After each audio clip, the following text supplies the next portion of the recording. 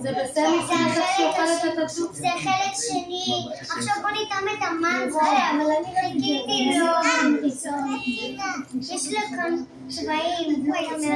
תשאירו לאתי, לשלומי. כן, זה... אל תאכלי את זה. עכשיו את הפיסטוק האחרון. מוכן? דליצ'ס. אבא! פיסטוק. בואו תראו. אבא אליי. את הפיסטוק. תן לאבא לטעום. פיסטוק נראה לי זה קטלני. איך הפיסטוק? נראה לי המנוי בפנים. את הפיסטוק. מנגו חברים. ביי! תעקבו ותיתנו לייק. תנוחי פירות? תתקשרו אליה. זהו, ביי. תזמינו ממנה.